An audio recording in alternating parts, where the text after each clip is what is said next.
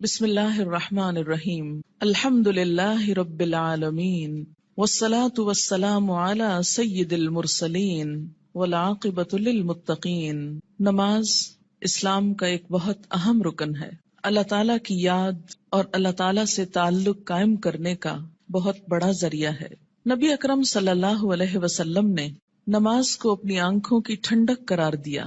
نماز کا وقت ہوتا تو آپ صلی اللہ علیہ وسلم حضرت بلال رضی اللہ تعالی عنہ کو ان الفاظ کے ساتھ آذان دینے کا حکم فرماتے: اقم الصلاۃ یا بلال ارحنا بہا، اے بلال ہمیں نماز سے راحت پہنچاؤ۔ ابو داؤد کی روایت ہے۔ نماز کو رسول اکرم صلی اللہ علیہ وسلم نے جنت میں جانے کی ضمانت قرار دیا۔ حضرت ربیعہ بن کعب اسلمی رضی اللہ تعالی عنہ رسول اللہ صلی اللہ علیہ وسلم کی خدمت میں حاضر رہتے اور نبی صلی اللہ علیہ وسلم کے لیے وضو کا پانی اور دوسری چیزیں لایا کرتے تھے۔ ایک مرتبہ آپ نے خوش ہو کر فرمایا: ربیعہ مانگو، کیا مانگتے ہو؟ حضرت ربیعہ رضی اللہ تعالی عنہ نے عرض کیا: یا رسول اللہ صلی اللہ علیہ وسلم، جنت میں آپ کا ساتھ چاہتا ہوں۔ آپ نے فرمایا: تو پھر سجدوں کی کثرت سے میری مدد کرو۔ یہ صحیح مسلم کی روایت ہے۔ یعنی اگر تمہارے نامہ اعمال میں سجدے زیادہ ہوئے تو میرے لیے تمہاری سفارش کرنا آسان ہو جائے گا۔ اللہ تعالیٰ نے قرآن پاک میں کامیاب لوگوں کی نشانی یہ بتائی ہے کہ وہ نماز کی پابندی کرتے ہیں۔ سورۃ المؤمنون آیت 9۔ سورۃ نور میں فرمایا کہ انہیں تجارت اور خرید و فروخت اللہ کی یاد اور نماز قائم کرنے اور زکوٰۃ دینے سے غافل نہیں کرتی۔ اللہ تعالیٰ نے نماز کو اقامت دین کی تمام تر جد و جہد کا حاصل قرار دیا۔ ارشاد باری تعالیٰ ہے: اگر ہم انہیں زمین میں اقتدار بخشیں، یعنی مسلمان زمین میں عروج کو پہنچے، طاقتور ہوں، تو وہ نماز قائم کریں گے، یعنی لوگوں کو اللہ کے آگے جھکائیں گے، زکوٰۃ ادا کریں گے، نیکی کا حکم دیں گے اور برائی سے منع کریں گے۔ یہ ایک اسلامی حکومت کی بنیادی خصوصیات ہیں۔ تکلیف، دکھ اور رنج کے وقت مومن کا یہی سب سے بڑا سہارا ہے۔ ارشاد باری تعالیٰ ہے: اے لوگو جو ایمان لائے ہو، اللہ سے صبر اور نماز کے ساتھ مدد مانگو۔ حضرت ابراہیم علیہ السلام اللہ تعالیٰ کے حکم پر اپنے اہل و عیال کو بیت الحرام کے پاس بے آب و گیاہ جگہ پر لے آئے تو بارگاہ رب العزت میں یہ دعا کی کہ میرے رب مجھے اور میری اولاد کو نماز قائم کرنے والا بنا۔ حضرت اسماعیل علیہ السلام کے جن اوصاف کا ذکر قرآن پاک میں آتا ہے ان میں سے ایک یہ بھی ہے، وہ اپنے گھر والوں کو نماز اور زکوٰۃ کا حکم دیتے تھے۔ آپ صلی اللہ علیہ وسلم کو بھی اس بات کا حکم دیا گیا کہ آپ اپنے اہل و عیال کو نماز کا حکم دیں اور خود بھی اس کے پابند رہیں۔ قرآن کریم سے ہدایت حاصل کرنے والے خوش نصیب لوگوں کی اللہ تعالیٰ نے جو نشانیاں بتائی ہیں ان میں سے ایک نشانی یہ بھی ہے کہ وہ نماز قائم کرنے والے لوگ ہیں۔ ذالک الکتاب لا ریب فیہ ھدی للمتقین الذین یؤمنون بالغیب ویقیمون الصلاۃ۔ نماز میں غفلت، کاہلی اور سستی سے کام لینے کو اللہ تعالیٰ نے منافقین کی نشانی بتایا ہے کہ اذا قاموا الی الصلاۃ قاموا کسالی، کہ منافق جب نماز کے لیے اٹھتے ہیں تو سستی کے ساتھ اٹھتے ہیں۔ یراؤن الناس، محض لوگوں کو دکھانے کے لیے، ولا یذکرون اللہ الا قلیلا، اور اللہ کو بہت کم ہی یاد کرتے ہیں، یعنی ان کو نمازوں میں بھی خدا یاد نہیں آتا۔ سورۃ ماعون میں اللہ تعالیٰ نے ان نمازیوں کے لیے ہلاکت اور تباہی بتائی جو نماز کے معاملے میں غفلت اور بے پرواہی سے کام لیتے ہیں۔ فویل للمصلین الذین هم عن صلاتهم ساہون۔ قرآن پاک میں اللہ تعالیٰ نے اقوام کی تباہی اور ہلاکت کا اصل سبب ترک نماز بتایا۔ ارشاد باری تعالیٰ ہے: اللہ کے فرما بردار بندوں کے بعد ایسے نالائق لوگ ان کے جانشین ہوئے جنہوں نے نماز کو ضائع کیا اور دنیا کے مزے اڑانے میں لگ گئے۔ ایسے لوگ عنقریب گمراہی کے انجام سے دوچار ہوں گے، یعنی دنیا میں بھی اس کا نقصان اٹھائیں گے اور آخرت میں بھی خسارے میں مبتلا ہوں گے۔ قیامت کے روز جہنمیوں کا ایک گروہ جہنم میں جانے کا ایک سبب یہ بیان کرے گا کہ لم نک من المصلین، ہم نماز پڑھنے والوں میں سے نہ تھے۔ حالت امن ہو یا حالت خوف، گرمی ہو یا سردی، تندرستی ہو یا بیماری، حتیٰ کہ جہاد و قتال کے موقع پر عین میدان جنگ میں بھی یہ فرض ساقط نہیں ہوتا۔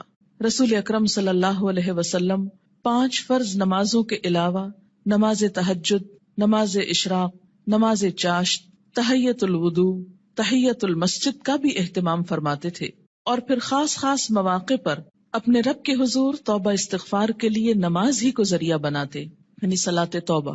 خسوف ہو یا کسوف یعنی سورج گرہن اور چاند گرہن تو مسجد تشریف لے جاتے، زلزلہ یا آندھی آتی تو مسجد تشریف لے جاتے، طوفان باد و باران ہوتا تو مسجد تشریف لے جاتے، فاقے کی نوبت آتی تو مسجد تشریف لے جاتے، کوئی پریشانی اور تکلیف ہوتی تو مسجد تشریف لے جاتے، سفر سے واپسی ہوتی تو پہلے مسجد تشریف لے جاتے پھر گھر پلٹتے، بارش نہ ہوتی تو بھی نماز ادا کرتے.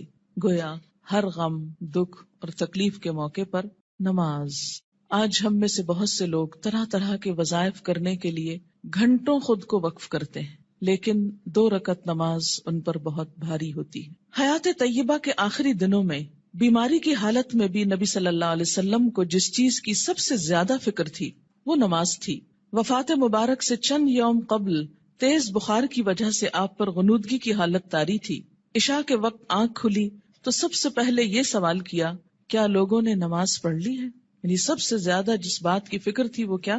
نماز. عرض کیا گیا نہیں، آپ ہی کا انتظار ہے. سرور عالم صلی اللہ علیہ وسلم نے پھر اٹھنا چاہا تو بے ہوش ہو گئے. جب آنکھ کھلی تو زبان مبارک سے پھر وہی الفاظ نکلے، کیا لوگوں نے نماز پڑھ لی ہے؟ عرض کیا گیا نہیں، آپ ہی کا انتظار ہے. تیسری مرتبہ اٹھنے کی کوشش میں پھر غشی طاری ہو گئی. افاقہ ہونے پر ارشاد فرمایا، ابو بکر نماز پڑھائیں. وفات مبارک سے چند لمحے پہلے آپ نے امت کو جو آخری وصیت فرمائی وہ یہ تھی، الصلاۃ الصلاۃ وما ملکت ایمانکم، یعنی مسلمانوں نماز نماز اور اپنے غلاموں کا ہمیشہ خیال رکھنا. یعنی ایک طرف حقوق اللہ اور دوسری طرف حقوق العباد. بندوں میں سے سب سے زیادہ محروم مخلوق غلام. نماز بذات خود جتنی اہم ہے، طریقہ نماز بھی اسی قدر اہم ہے. نماز کے بارے میں حکم صرف یہی نہیں کہ اسے ادا کرو، بلکہ حکم یہ بھی ہے کہ اس طرح ادا کرو جس طرح مجھے ادا کرتے دیکھتے رہے ہو. ایک حدیث مبارک میں کچھ یوں آتا ہے کہ قیامت کے روز حقوق اللہ میں سے سب سے پہلے نماز کا حساب لیا جائے گا.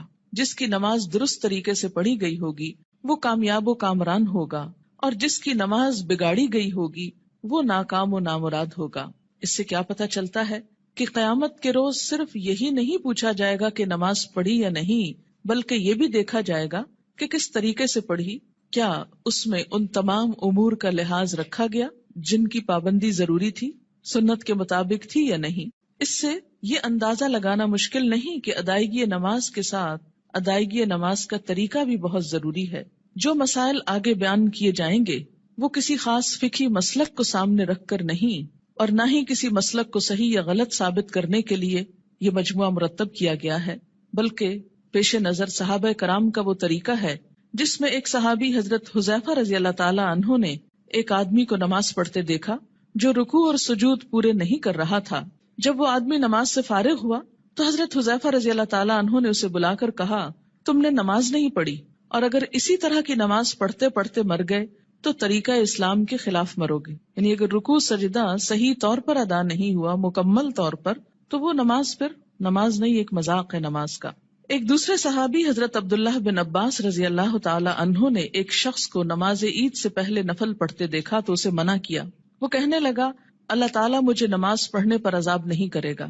حضرت عبداللہ بن عباس نے فرمایا، اللہ تعالیٰ تجھے سنت رسول صلی اللہ علیہ وسلم کی مخالفت کرنے پر ضرور عذاب دے گا، کیونکہ آپ نے کبھی نماز عید سے پہلے عیدگاہ میں نفل نہیں پڑھے تھے.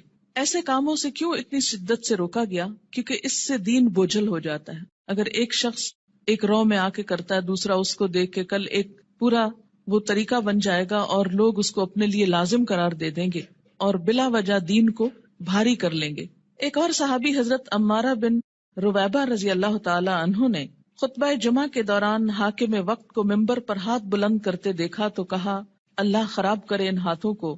میں نے رسول اللہ صلی اللہ علیہ وسلم کو دیکھا ہے کہ اس سے زیادہ نہ کرتے تھے. یعنی جمعے کے خطبے کا بھی ایک خاص سٹائل ہونا چاہیے، اور اپنی انگشت شہادت سے اشارہ کیا کہ انگلی سے زیادہ آپ خطبے کے دوران ہاتھوں کو نہیں اٹھاتے تھے. آج آپ دیکھیے سنت کی جب مخالفت ہوتی ہے تو اس کا نتیجہ کیا نکلا ہے کہ لوگ دین سے ہی بھاگنا شروع ہو گئے، کیونکہ بتانے والوں کا انداز اور سٹائل اور بیٹھنا اور گفتگو کرنا یہ سب کچھ دین کے یا حق میں جاتا ہے یا خلاف جاتا ہے. سنت رسول صلی اللہ علیہ وسلم سے محبت کا یہی جذبہ ہم سب کا مذہب ہے، اور اسی جذبے کے تحت یہ احادیث پیش کی جا رہی ہیں۔ صحابہ کرام کے مذکورہ بالا طرز عمل سے یہ بھی معلوم ہوتا ہے کہ جن مسائل کو ہم فروعی، اختلافی اور غیر اہم سمجھتے ہوئے نظر انداز کر دیتے ہیں، صحابہ کرام کے نزدیک ان کی کتنی اہمیت تھی۔ حقیقت یہ ہے کہ جو شخص رسول اللہ صلی اللہ علیہ وسلم کے اس فرمان مبارک سے آگاہ ہے، من رغب عن سنتی فلیس منی، یعنی جس شخص نے میری سنت اختیار کرنے سے گریز کیا وہ مجھ سے نہیں، وہ کسی بھی سنت کو معمولی اور غیر اہم سمجھ کر نظر انداز کرنے کی جسارت نہیں کر سکتا۔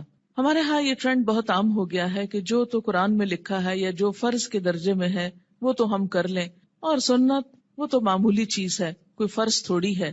اور ہم نے دیکھا ہے سعودی عرب میں لوگ ایسا نہیں کرتے اور فلاں ملک کے لوگ ایسا نہیں کرتے۔ تو یاد رکھیے کہ ہمارے لیے نہ سعودی عرب کے لوگ کوئی مثال ہیں اور نہ کسی اور ملک کے، ہمارے لیے تو مثال 1400 سال پیچھے جاتی ہے نبی اکرم صلی اللہ علیہ وسلم کی ذات میں۔ سب سے پہلے نماز کے لیے نیت کا درست ہونا ضروری ہے، کیونکہ نیت کے بغیر اگر کوئی شخص وہ تمام ایکشنز کرے جو نماز کے ہوتے ہیں تو اس کی نماز نہ ہوگی۔ کسی بھی عمل کے اجر و ثواب کا دار و مدار نیت پر ہے۔ حضرت عمر بن خطاب رضی اللہ تعالی عنہ کہتے ہیں، میں نے رسول اللہ صلی اللہ علیہ وسلم کو فرماتے ہوئے سنا کہ اعمال کا دار و مدار نیت پر ہے، ہر شخص کو وہی ملے گا جس کی اس نے نیت کی، لہٰذا جس نے دنیا حاصل کرنے کی نیت سے ہجرت کی اسے دنیا ہی ملے گی، جس نے کسی عورت سے نکاح کرنے کی غرض سے ہجرت کی اسے عورت ہی ملے گی، بس مہاجر کی ہجرت کا صلہ وہی ہے جس کے لیے اس نے ہجرت کی۔ یعنی ہجرت جیسا بڑا نیکی کا کام بھی زیادہ فائدہ مند نہیں اگر اللہ کے لیے نہ ہو۔ فتنہ دجال سے بھی بڑا فتنہ دکھاوے کی نماز ہے، دکھاوے کی نماز۔ عن ابی سعید رضی اللہ عنہ قال خرج علینا رسول اللہ صلی اللہ علیہ وسلم ونحن نتذاکر المسیح الدجال فقال الا اخبرکم بما هو اخوف علیکم عندی من المسیح الدجال فقلنا بلى یا رسول اللہ صلی اللہ علیہ وسلم قال الشرک الخفی ان يقوم الرجل فيصلي فيزيد صلاته لما يرى من نظر رجل رواہ ابن ماجہ۔ حضرت ابو سعید رضی اللہ عنہ کہتے ہیں کہ ہم مسیح دجال کا ذکر کر رہے تھے، اتنے میں رسول اللہ صلی اللہ علیہ وسلم تشریف لائے اور فرمایا، کیا میں تمہیں دجال کے فتنے سے زیادہ خطرناک بات سے آگاہ نہ کروں؟ ہم نے عرض کیا، ضرور یا رسول اللہ صلی اللہ علیہ وسلم۔ آپ نے فرمایا، شرک خفی یعنی خفیہ شرک جس کو پروناؤنس نہ کیا جائے لیکن وہ دل میں چھپاؤ، یہ دجال سے بھی زیادہ خطرناک ہے، اور وہ یہ ہے کہ ایک آدمی نماز کے لیے کھڑا ہو اور نماز کو اس لیے لمبا کرے کہ کوئی آدمی اسے دیکھ رہا ہے، یعنی تنہائی میں نماز پڑھے تو چھوٹی سی پڑھ لے، کل ہو اللہ پڑھ کے ختم کر دے، اور اگر لوگوں کے بیچ میں پڑھ رہا ہے، لوگوں کے ساتھ پڑھ رہا ہے تو صرف اس لیے لمبی کر دے کہ لوگ دیکھیں گے تو پھر ان کے نزدیک میں بہت نیک کہلاؤں گا۔ اسے شرک بھی کہا گیا، یعنی شرک خفی، اور اسے دجال کے فتنے سے زیادہ بدترین چیز قرار دیا گیا۔ اور یہ بندوں کو بھی دھوکہ دینا ہے اور اللہ کو بھی۔ منافقین کی ایک صفت ہم نے قرآن پاک میں پڑھی تھی کہ یخادعون اللہ والذین آمنوا، یعنی اپنے ساتھ والوں کو دھوکہ دینے کی بات ہے نا، کہ وہ سمجھیں گے کہ میں اتنا اچھا نمازی ہوں جبکہ ہوں نہیں، تنہائی میں پڑھوں تو کچھ اور پڑھتا ہوں۔ وما یخدعون الا انفسهم، ایسے لوگ محض اپنے آپ ہی کو دھوکہ دیتے ہیں۔ تو جیسی ہم اکیلے میں پڑھتے ہیں ویسی اگر سب کے سامنے پڑھ لیں گے تو کوئی ہم کو نہیں مارے گا، ہو سکتا ہے کوئی نوٹس بھی نہ کر رہا ہو ہم کیا کر رہے ہیں، کسی کو اتنی فرصت کہاں کہ وہ سب اپنے کام چھوڑ کے صرف یہ دیکھے کہ اس کی نماز کتنی لمبی اور چھوٹی۔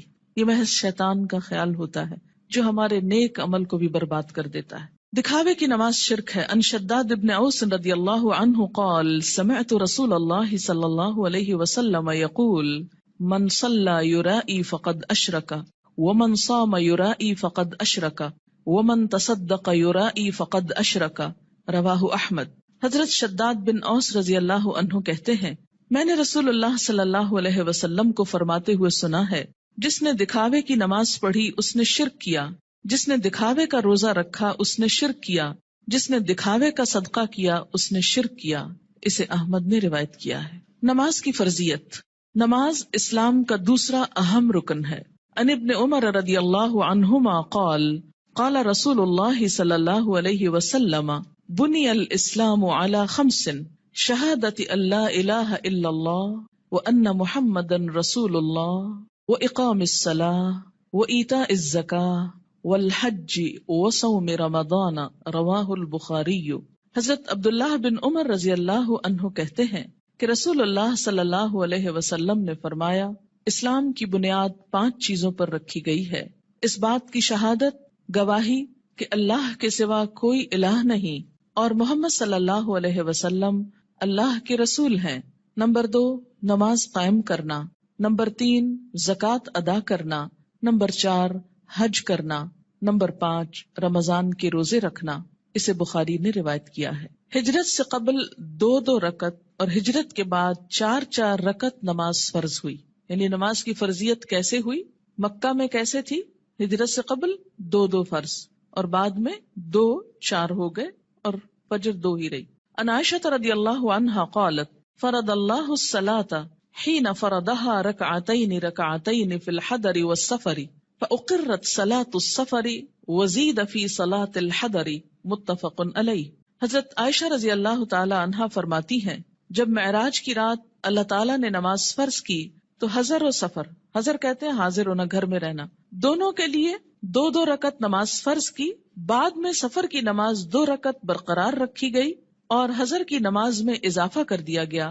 اسے بخاری اور مسلم نے روایت کیا ہے۔ نماز کی فضیلت، روزانہ باقاعدگی سے 5 نمازیں ادا کرنے سے تمام صغیرہ گناہ معاف ہو جاتے ہیں۔ ان ابی ہریرہ رضی اللہ عنہ قال قال رسول اللہ صلی اللہ علیہ وسلم ارأیتم لو ان نہرا بباب احدکم یغتسل فیہ کل یوم 5 ما تقول ذلك یبقی من درنہ قالوا لا يبقي من درنه شيئا قال فذلك مثل الصلوات الخمس يمحو الله بها الخطايا متفق علیہ۔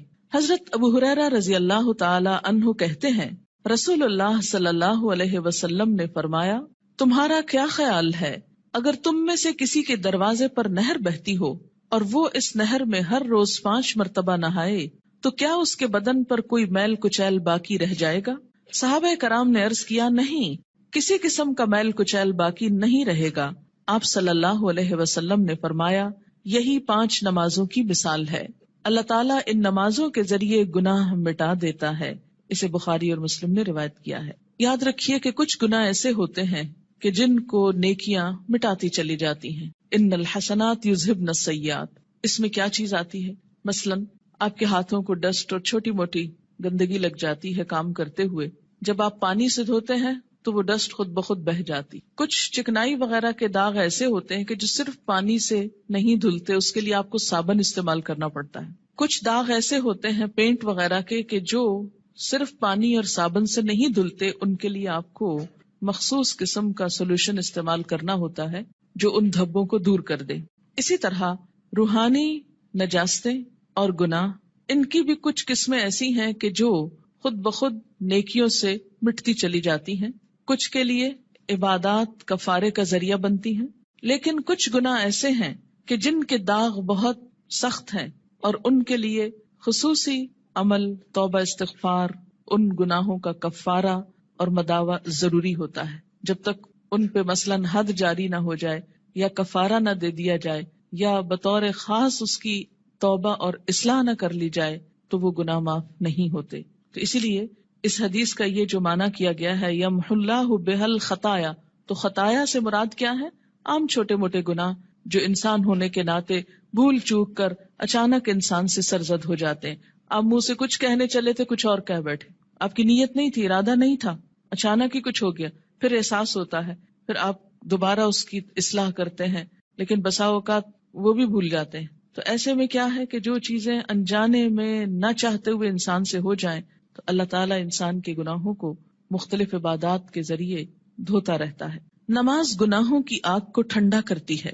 ان انس بن مالک رضی اللہ عنہ قال قال رسول اللہ صلی اللہ علیہ وسلم ان للہ ملکا ینادی عند کل صلاة یا بنی آدم قوموا الی نیرانکم التی اوقدتموها فاطفئوها رواہ الطبرانی فی الاوسط۔ حضرت انس بن مالک رضی اللہ تعالی عنہ کہتے ہیں، رسول اللہ صلی اللہ علیہ وسلم نے فرمایا، ہر نماز کے وقت اللہ تعالیٰ کا مقرر کردہ فرشتہ پکارتا ہے، لوگو اٹھو اس آگ کو بجھانے کے لیے جسے تم نے اپنے گناہوں سے جلایا ہے.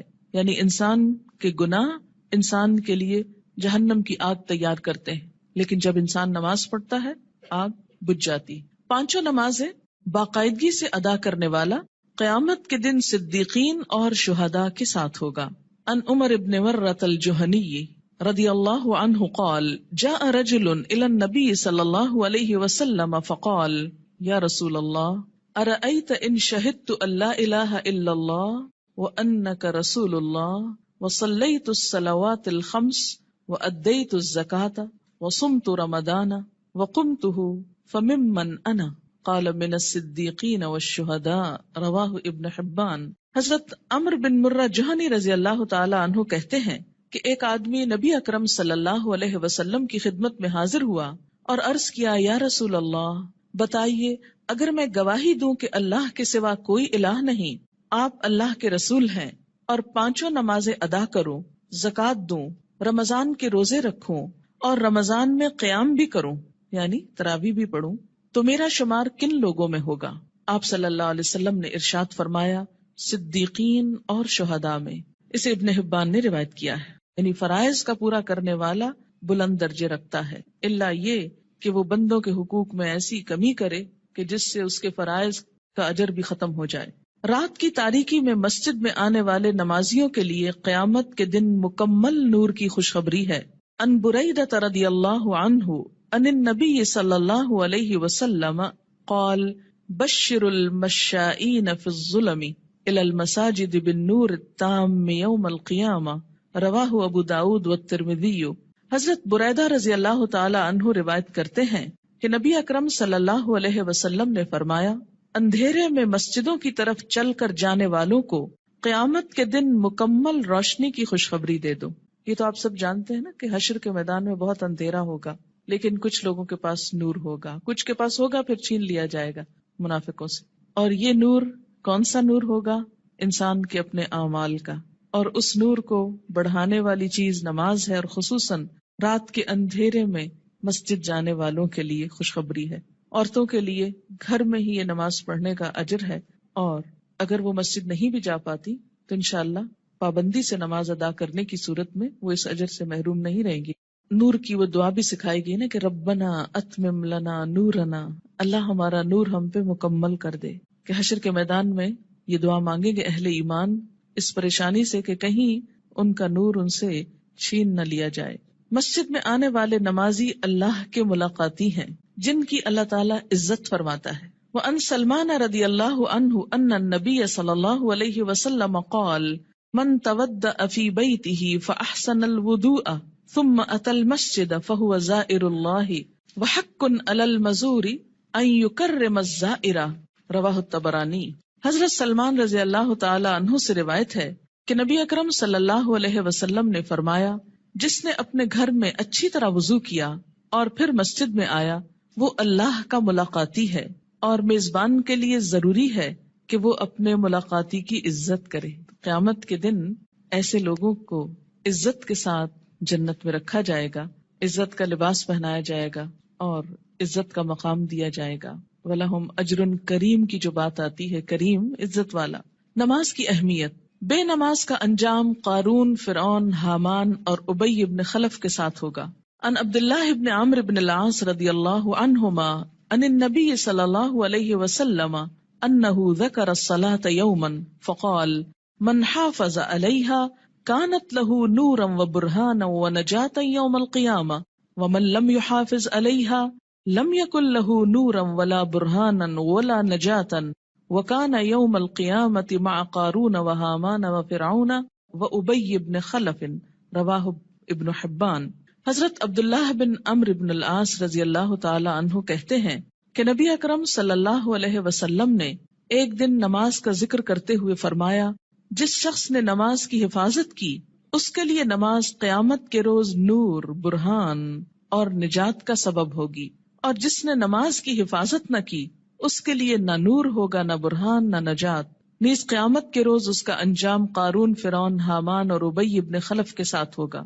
اسے ابن حبان نے روایت کیا ہے. یہاں پر نماز کی حفاظت کا ذکر ہے، پابندی وقت بھی مراد ہے، رکوع اور سجود وغیرہ کی حفاظت بھی، اپنے دل اور خیالات کی حفاظت بھی، طہارت کی حفاظت بھی، تو ایسی نماز پڑھنے والے کی اللہ تعالیٰ بھی حفاظت فرمائیں گے، اور قیامت کے دن اس کے لیے یہ نماز سراسر فائدے کا سبب ہوگی۔ اور اگر نہیں تو ایسا شخص فرعون، قارون، جو مال کی محبت میں گرفتار تھا، کیونکہ عموماً انسان نمازوں کی پرواہ کیوں نہیں کرتا؟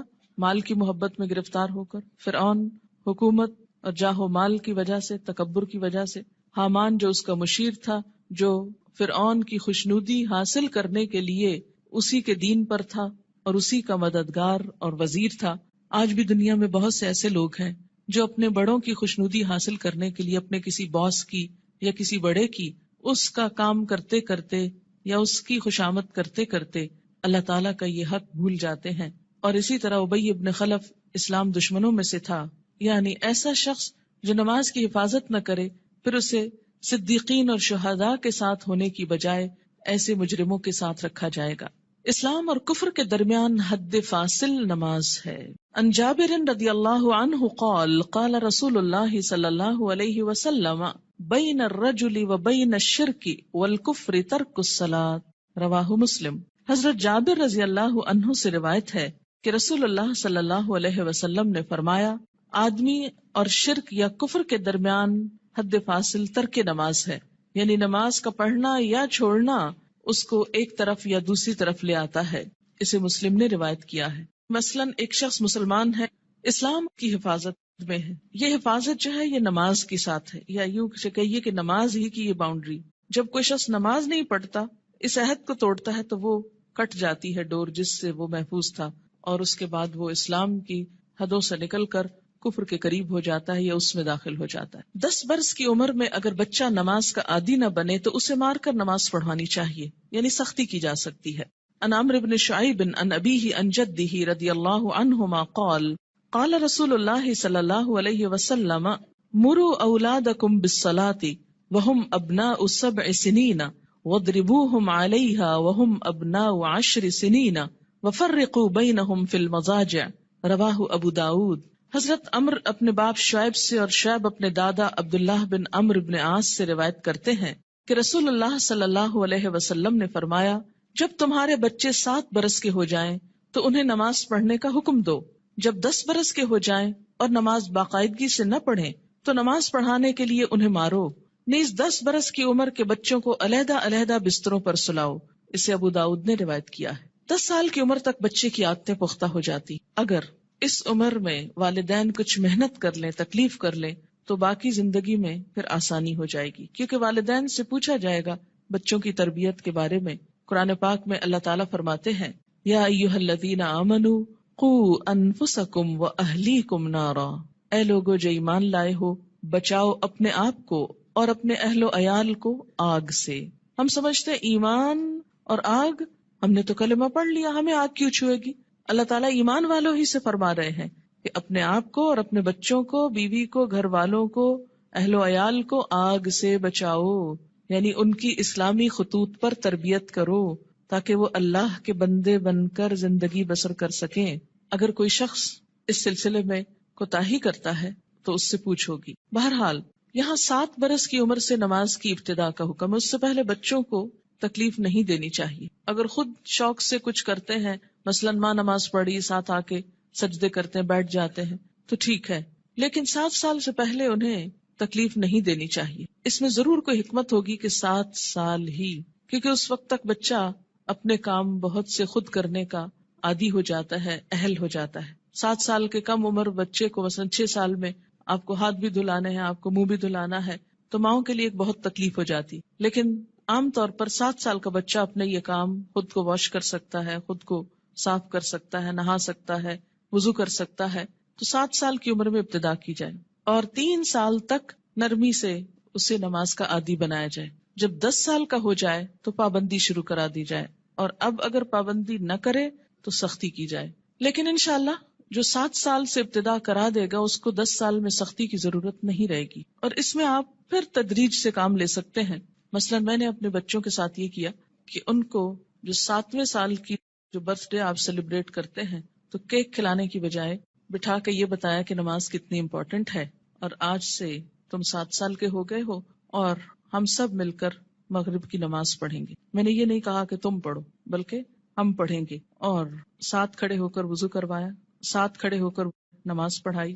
اس سے بچے کو کچھ بھی مشکل نہیں ہوئی. نماز سے پہلے وضو ایک مشکل کام ہوتا ہے، جو وہ مرحلہ پار کر جائے اس کے لیے اگلا مرحلہ آسان ہو جاتا ہے. تو مائیں اگر وضو کرتے وقت تھوڑا سا وقت 5-7 منٹ لگائیں اور ساتھ وضو کرائیں، اس سے وضو کی بھی اصلاح ہوگی انشاءاللہ، کہ دیکھا جائے گا کہ وہ اپنے کپڑے تو نہیں بھگو رہے یا باتھ روم تو نہیں بھگو رہے. کیونکہ بہت دفعہ دیکھنے میں آتا ہے اب تک کہ بچے تو کیا، بڑے بڑے میچور لوگ جب کسی واش روم سے نکلتے ہیں تو سارا واش روم یوں لگتا ہے جیسے کوئی نہا کے نکلا ہو یہاں سے. کبھی سمجھ نہیں آئی کہ اس قدر پانی گرانے کی، کہ جو سنک سے باہر زمین پر بھی پورا پھیل جائے اور کپڑے بھی اور سب کچھ گندا کرے، اس کی آخر کیا وجہ ہے اور اس کی ضرورت کیا ہے. جب ہم وضو کرتے ہیں تو نہاتے تو نہیں ہیں، لیکن منظر باتھ روم میں نہانے کا ہی نظر آتا ہے. خیر، اب دیکھیں کہ بچوں کو جب وضو کرائیں تو اس وقت بھی انہیں بتائیں کہ پانی بہت نہیں استعمال کرنا اور کس طریقے سے وہ کریں گے. انشاءاللہ اس کا طریقہ آگے پورا آئے گا، آپ اپنا سب چیک کر لیجئے، بچوں کا بھی کر لیجئے.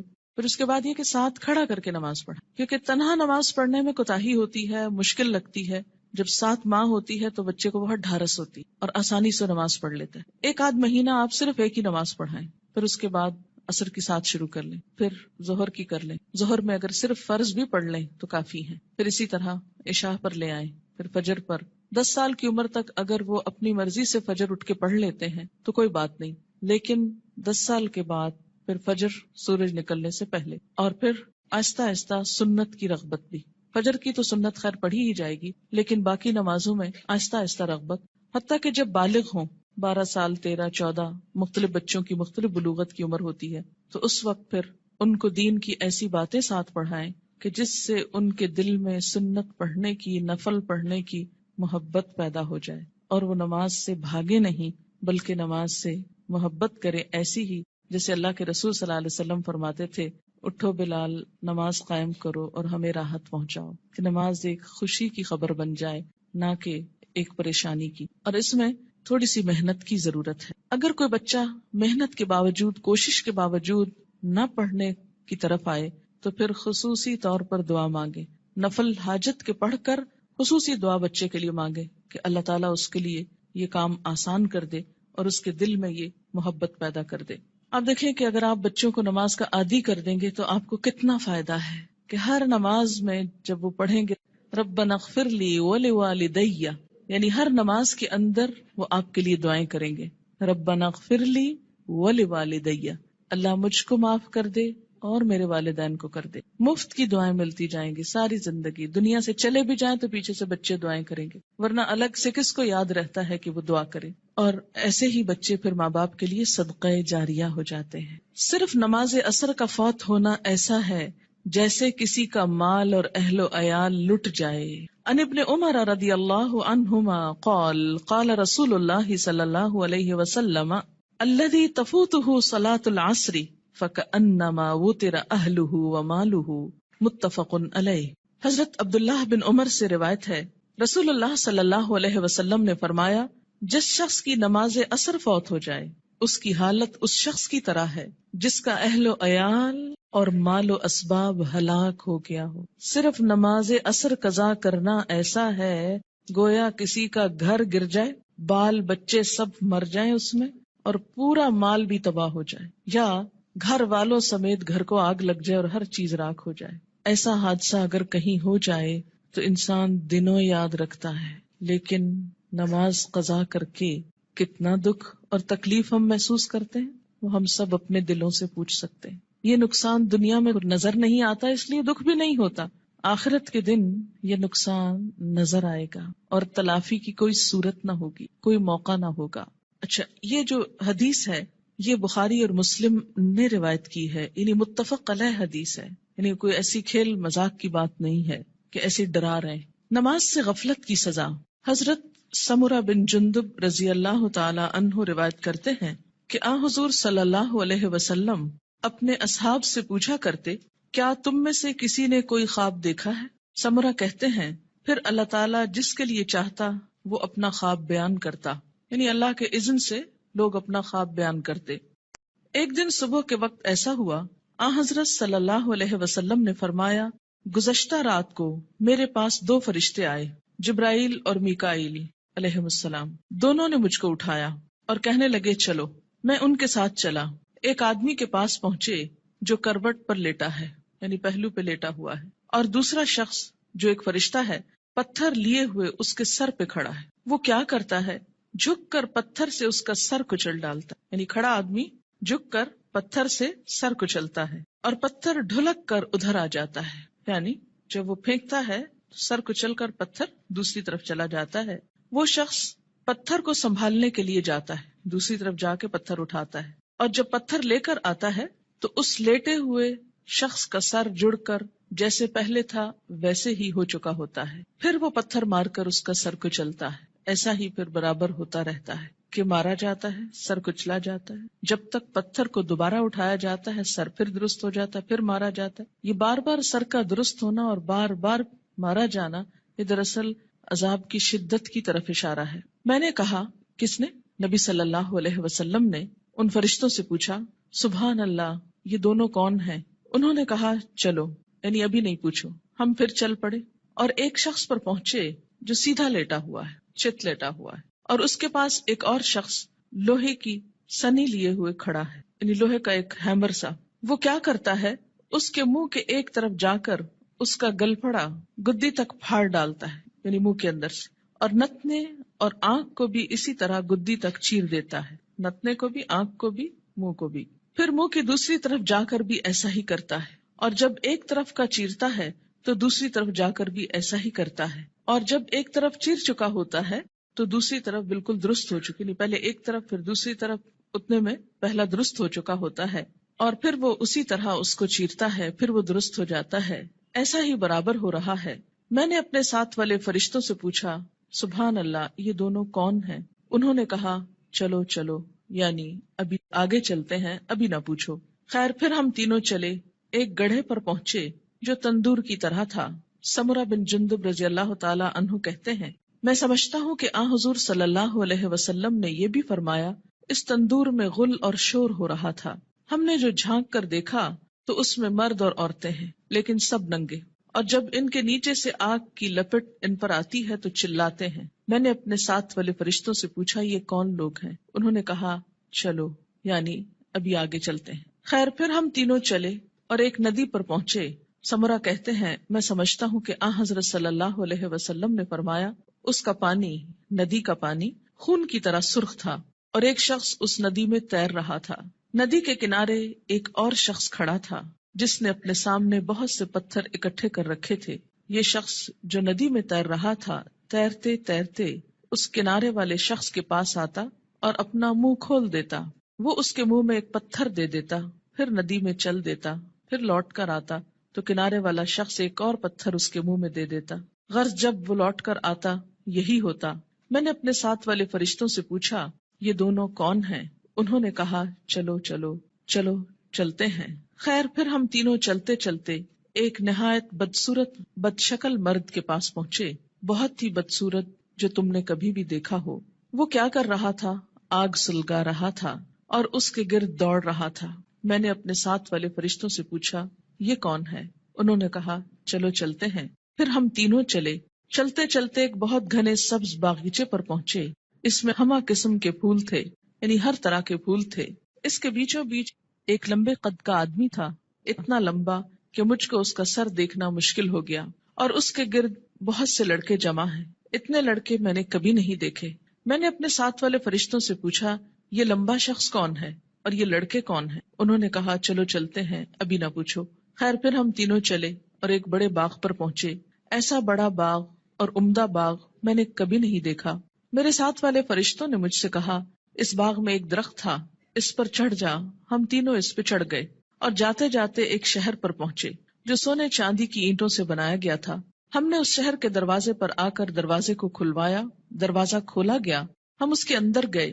وہاں ہم کو ایسے آدمی ملے کہ ان کا آدھا دھڑ تو نہایت خوبصورت، بہت ہی خوبصورت جو کبھی تم نے دیکھا ہو، اور آدھا بدصورت. میرے ساتھ والے فرشتوں نے ان سے کہا جاؤ اس ندی میں گر پڑو، غوطہ لگاؤ. وہاں ایک اور ندی دکھائی دی جو چوڑائی میں بہ رہی تھی. اس کا پانی دودھ کی طرح سفید تھا. غرض یہ آدمی اس ندی میں کود پڑے.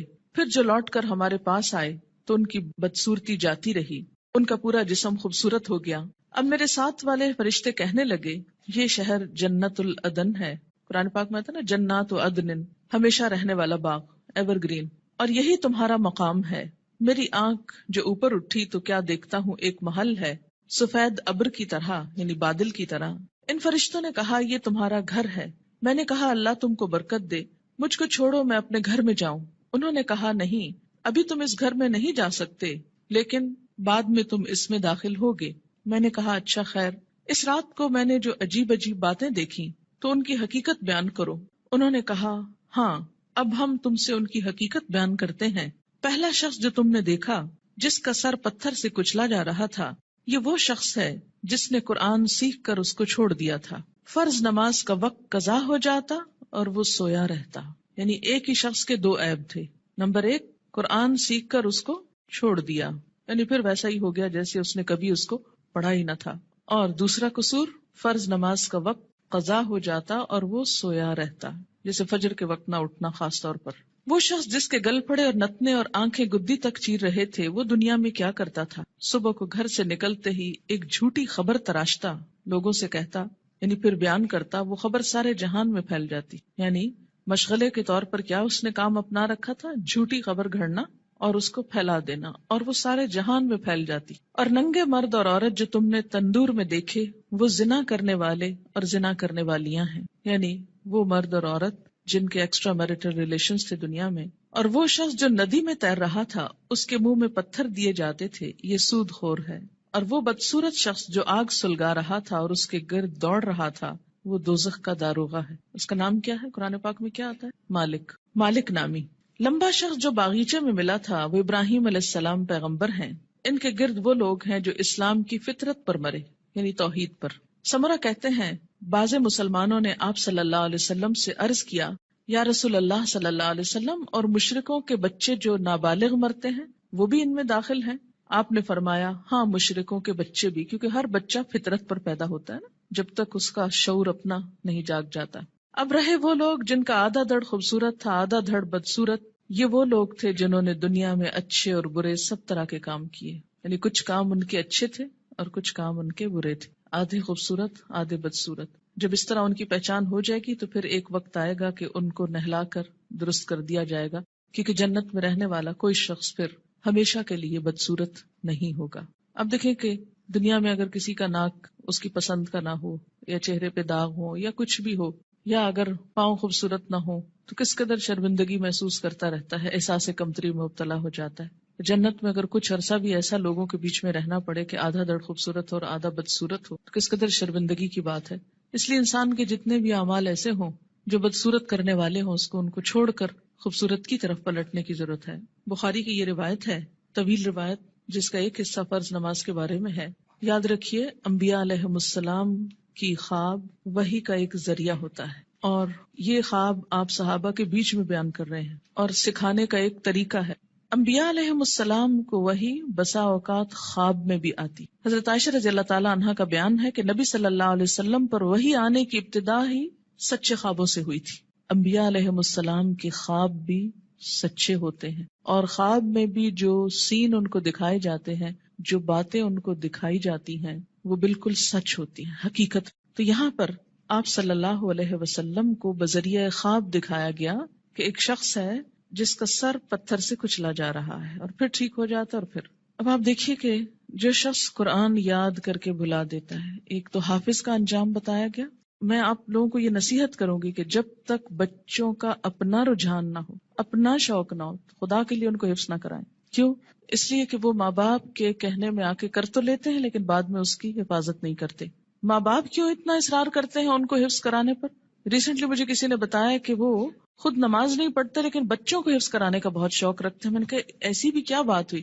اس لیے کہ وہ یہ چاہتے ہیں کہ بچے ان کو بخشوا سکیں، بچے حافظ بن جائیں اور ماں باپ کی بخشش کرا سکیں۔ تو جہاں اپنی بخشش کے لیے خود تو نماز پڑھی نہ جائے لیکن بچوں کو حافظ بنا دیا جائے، تو وہ بچے بھی کتنا یاد رکھیں گے، اور باپ کو سوتے دیکھیں ساری زندگی تو وہ کتنی نماز پڑھیں گے اور کتنا قرآن پڑھیں گے، تو اللہ ہی جانتا ہے۔ اللہ تعالیٰ یخرج الحی من المیت و یخرج المیت من الحی، زندہ سے مردہ اور مردہ سے زندہ کو نکالتا ہے، بے عمل سے باعمل بچے کو پیدا کر سکتا ہے، یہ اس کی شان ہے. لیکن ہم اپنی کوششوں کو بھی دیکھیں کہ ہم کیا کر رہے ہیں. اور اس میں فرض نماز پڑھے بغیر سو جانا میں فجر کی نماز بھی ہو سکتی ہے اور عشاء بھی ہو سکتی ہے، یا پھر ظہر پڑھے بغیر سو جانا، یا پھر عصر کے لیے اٹھنا ہی نہیں، سوئے چلے جانا. نماز فجر اور عشاء کے لیے مسجد میں نہ آنا نفاق کی علامت ہے. باجماعت نماز نہ پڑھنے والے لوگوں کے گھروں کو رسول اکرم صلی اللہ علیہ وسلم نے جلانے کا ارادہ فرمایا. عن ابی ہریرہ رضی اللہ عنہ قال قال رسول اللہ صلی اللہ علیہ وسلم لیس صلاة اسقل علی المنافقین من الفجر والعشاء ولو يعلمون ما فیہما لآتوهما ولو حبوا لقد هممت ان آمر المؤذن فیقیم ثم آمر رجلا یؤم الناس ثم آخذ شعلا من نار فأحرق على من لا يخرج الى الصلاة بعد. متفق علیہ. حضرت ابو ہریرہ رضی اللہ تعالی عنہ کہتے ہیں کہ رسول اللہ صلی اللہ علیہ وسلم نے فرمایا، منافقوں پر فجر اور عشاء کی نماز سے زیادہ بھاری کوئی نماز نہیں ہے. اگر انہیں پتہ چل جائے کہ دونوں نمازوں کا ثواب کتنا زیادہ ہے تو ان دونوں نمازوں میں ضرور آتے، خواہ گھٹنوں کے بل ہی آنا پڑتا. چل نہ سکتے تو رینگ کر آتے، جیسے بچے رینگتے ہیں، کرال کرتے ہیں، کرال کرتے ہوئے آتے. میں نے ارادہ کیا کہ مؤذن کو حکم دوں وہ اقامت کہے، پھر ایک آدمی کو حکم دوں کہ وہ لوگوں کی امامت کرائے، اور خود آگ کا ایک شعلہ لے کر ان لوگوں کے گھروں کو جلا دوں جو اس اذان اور اقامت کے بعد نماز کے لیے نہیں نکلتے. اسے بخاری اور مسلم نے روایت کیا ہے. خلاف سنت ادا کی گئی نماز قیامت کے روز ناکامی اور نامرادی کا باعث ہوگی. قیامت کے روز حقوق اللہ میں سب سے پہلے نماز کا حساب ہوگا. عن ابی ہریرہ رضی اللہ عنہ قال قال رسول اللہ صلی اللہ علیہ وسلم ان اول ما يحاسب به العبد يوم القیامة من عمله صلاته فإن صلحت فقد افلح وانجح وإن فسدت فقد خاب وخسر فإن انتقص من فريضته شيء قال الرب تبارك وتعالى انظروا هل لعبدي من تطوع فيكمل بها من انتقص من الفريضة ثم يكون سائر عمله على ذلك. رواه الترمذی. حضرت ابو ہریرہ رضی اللہ تعالی عنہ کہتے ہیں رسول اللہ صلی اللہ علیہ وسلم نے ارشاد فرمایا، قیامت کے روز بندے سے سب سے پہلے جس چیز کا حساب لیا جائے گا وہ اس کی نماز ہے. اگر نماز درست ہوئی تو بندہ کامیاب و کامران ہوگا. درست ہوئی یعنی صحیح طریقے پر ہوئی، مراد سنت کے مطابق. اور اگر نماز خراب ہوئی تو ناکام و نامراد ہوگا. خراب نماز سے مراد کیا؟ پڑھی تو لیکن اس کے جو آداب تھے ان کا لحاظ نہیں رکھا. اس میں طہارت، قبلے کا رخ ہونا، لباس کا درست ہونا، یہ ساری چیزیں آ جاتی. اگر بندے کے فرائض میں کچھ کوتاہی ہو گئی تو اللہ تعالیٰ فرمائیں گے میرے بندے کے نامہ اعمال میں دیکھو کوئی نفل عبادت ہے. یعنی اگر فرض نماز کم ہو گئی تو کہاں سے پوری کی جائے گی؟ نفل سے. اگر فرض زکوٰۃ میں کوئی کمی ہو گئی تو نفل صدقات سے. اسی طرح باقی عبادات میں بھی. پھر اس کے تمام اعمال کا حساب اسی طرح ہوگا. پہلے فرائض کو دیکھا جائے گا، اگر کوئی کمی ہو تو نوافل سے پوری کر دی جائے گی. لیکن اگر پڑھے ہی صرف فرض ہوں اور وہ بھی صحیح طریقے پر نہ ہو، اور نوافل کی طرف تو ہماری عام طور پر توجہ ہی کم ہوتی ہے. ہم میں سے کتنے نفل روزے رکھتے ہیں، کتنے نفلی صدقہ کرتے ہیں، کتنے نفل نماز پڑھتے ہیں، کتنے نفلی حج کرتے ہیں. نفل تو ایکسٹرا کے معنوں میں ہے، لیکن چلے اگر کم بھی ہے کچھ تو اس کو صحیح طریقے پر تو ادا کیا جائے تاکہ وہ قیامت کے دن نجات کا سبب بنے. وآخر دعوانا ان الحمد للہ رب العالمین.